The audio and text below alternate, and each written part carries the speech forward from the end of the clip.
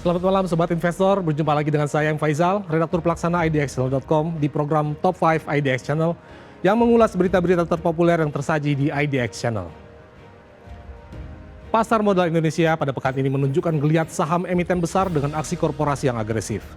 Saham PT Dharma Henwa Tbk atau Dewa dari Grup Bakri melesat hingga tembus Rp500, didukung oleh prospek peningkatan margin pasca restrukturisasi dan rencana buyback saham Jumbo. Sementara itu, sektor batubara mendapat perhatian ganda dari analis dan regulator. BRI dan Reksa mempertahankan rekomendasi netral untuk sektor ini, mengingat tingginya persediaan global. Namun di saat yang sama, Menteri Keuangan Purbaya mengumumkan rancangan pengenaan tarif biaya keluar batubara maksimal 5% untuk 2026 untuk menjaga kesetaraan pajak ekspor. Di sisi lain, PT Indonesia Kendaraan Terminal Tbk atau IPCC mengumumkan pembagian dividen interim senilai Rp47,6 miliar dari laba bersih 2025. Terakhir, tekanan ekonomi menciptakan pergeseran fundamental pada perilaku konsumen Indonesia. Fenomena makan tabungan semakin meluas. Ini ditandai dengan menurunnya tabungan dan investasi masyarakat karena pendapatan tak lagi sebanding dengan kenaikan biaya hidup. Mendorong munculnya frugal consumer.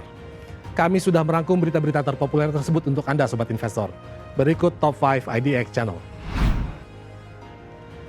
Berita pertama, geliat 3 saham Grup Bakri, Dewa tembus level Rp500.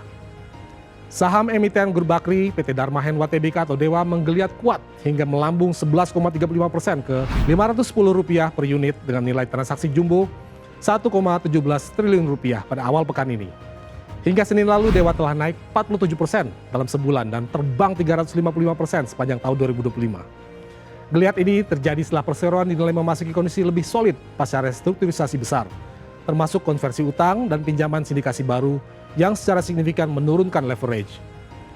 Korea Investment and Securities Indonesia atau KISI menilai Dewa bergerak menuju percepatan laba dengan target pertumbuhan pendapatan 2 digit. Pendorong utama kinerja adalah program internalisasi Armada yang diproyeksikan meningkatkan porsi pekerjaan internal hingga hampir 80% pada 2026 dan berpotensi menambah margin EBITDA hingga 700 basis point. Dewa juga melakukan diversifikasi bisnis non-batubara melalui PT Gayo Mineral Resources atau GMR untuk prospek tembaga dan emas. Di tengah geliat harga, Dewa juga berencana melakukan buyback saham tanpa perlu persetujuan RUPS, sesuai aturan POJK. Perseroan menyiapkan dana maksimal Rp1,66 triliun dari kas internal hingga Februari 2026. Manajemen meyakini aksi buyback ini akan meningkatkan laba per saham atau EPS dari Rp4,13 menjadi Rp4,59 tanpa mengganggu kinerja atau likuiditas. Saham grup Bakri lainnya, Bumi dan BNBR turut terkerek naik. Berita kedua, sektor batubara dinilai tetap punya peluang. Saham ini jadi pilihan. Prospek permintaan batubara global masih dinilai melemah oleh BRI dan Reksa. Meskipun harga batubara Indonesia sudah mulai bangkit sejak akhir kuartal kedua 2025, khususnya untuk produk berkalori menengah rendah. Kenaikan harga ini dipicu oleh pola musiman restocking di pelabuhan Cina menjelang musim dingin. Namun, ruang penguatan harga diperkirakan terbatas hingga 2026 karena tingkat persediaan masih berada jauh di atas rata-rata historis. Dari sisi suplai, produksi batubara nasional mengalami hambatan akibat curah hujan tinggi di semester pertama 2025, di mana produksi 8 bulan pertama hanya mencapai 70% dari kuota. BRI dan Reksa memperkirakan produksi mulai membaik sejak September seiring normalisasi cuaca. Sementara itu permintaan dari Cina dan India belum menunjukkan pemulihan berarti akibat tingginya stok dan kenaikan produksi domestik di Cina. Dengan kondisi pasar tersebut, BRI dan Reksa mempertahankan rekomendasi netral untuk sektor ini. Risiko penurunan harga masih mengintai dari lemahnya permintaan dan tingginya persediaan. Namun, peluang kenaikan jangka pendek tetap terbuka berkat restocking di musim dingin. ADI dijagokan dengan rekomendasi beli atau buy dengan target harga Rp9.850. Diikuti oleh ADRO, UNTR, ITMG, dan PTBA dalam urutan preferensi. Berita ketiga, IPCC umumkan dividen interim senilai Rp47,6 miliar. Ini jadwalnya. PT Indonesia Kendaraan Terminal Tbk atau IPCC, anak usaha PT Pelindo Multi Terminal, mengumumkan pembagian dividen tunai interim dari laba bersih tahun buku 2025. Total dividen interim yang akan dibayarkan sebesar Rp47,6 miliar. Nilai dividen interim IPCC setara dengan Rp26,16 per saham. Angka ini lebih tinggi dibandingkan dividen interim yang diberikan pada akhir tahun 2024 sebesar Rp24,42 per saham. Dividen payout ratio atau DPR ditetapkan sebesar 25% dari laba bersih perseroan hingga September 2025, yang tercatat mencapai 190 miliar rupiah. Jadwal pembayaran dividen ditetapkan pada 7 Januari 2026 dengan tanggal cum dividen di pasar reguler dan negosiasi adalah 16 Desember 2025.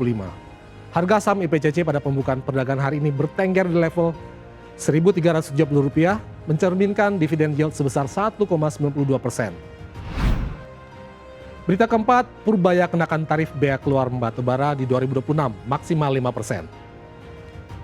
Menteri Keuangan atau Menkyu Purbaya Yudi Sadewa mengungkapkan bahwa rancangan tarif bea keluar atau BK untuk komoditas ekspor batubara akan mulai berlaku pada tahun 2026 dengan kisaran tarif 1% hingga maksimal 5%. Kebijakan ini merupakan upaya normalisasi ketentuan perpajakan yang mengembalikannya ke rentang tarif sebelum berlakunya Undang-Undang Cipta Kerja. Purbaya menekankan tujuan utama dari normalisasi ini adalah menciptakan kesetaraan dan menghindari subsidi terselubung. Menkyu mengkritik kondisi sebelumnya di mana pengusaha cenderung mengajukan restitusi pajak saat harga jatuh, tetapi tidak memberikan sumbangan bea keluar saat harga melonjak tinggi. Dari kebijakan ini, pemerintah menargetkan potensi penerimaan bea keluar batubara pada 2026 senilai 20 triliun rupiah. Mekanisme perhitungan tarif 1 hingga 5% akan didasarkan pada nilai ekspor per value, dengan pertimbangan perbedaan kalori untuk mencapai ketepatan pengenaan pajak. Berita kelima, fenomena makan tabungan terus berlanjut, gaji tak sebanding dengan pengeluaran. Tekanan ekonomi berlarut-larut mengguncang ketahanan finansial rumah tangga Indonesia, mendorong fenomena makan tabungan. Survei Inventure Alvara 2025 menunjukkan bahwa 35% responden mengalami penurunan tabungan dan 40% melaporkan penurunan investasi. Kondisi ini menandakan masyarakat terpaksa memprioritaskan kebutuhan jangka pendek daripada akumulasi aset jangka panjang. Menurunnya tabungan ini diperparah oleh fakta bahwa 14% responden merasa pendapatan mereka sudah tidak lagi mencukupi kebutuhan dasar, meskipun pendapatan tersebut bersifat stagnan atau tetap. Hal ini disebabkan oleh kenaikan biaya hidup yang terus meningkat. Pergeseran ini menciptakan pola konsumsi baru, yaitu frugal consumer atau konsumen hemat. Menurut analis, masyarakat kini jauh lebih kritis, membeli berdasarkan urgensi dan manfaat nyata, alih-alih keinginan. Perilaku frugal ini menjadi strategi adaptasi untuk menjaga stabilitas ekonomi keluarga di tengah tekanan ekonomi. Demikian Top 5 IDX Channel edisi kali ini, saya M. Faizal pamit undur diri. Harap diingat bahwa segala keputusan pembelian maupun penjualan saham sepenuhnya berada di tangan Anda, Sobat Investor. Pantau terus berita ekonomi, bisnis, dan pasar modal hanya di IDX Channel TV, idxchannel.com, dan media sosial IDX Channel. Sampai jumpa.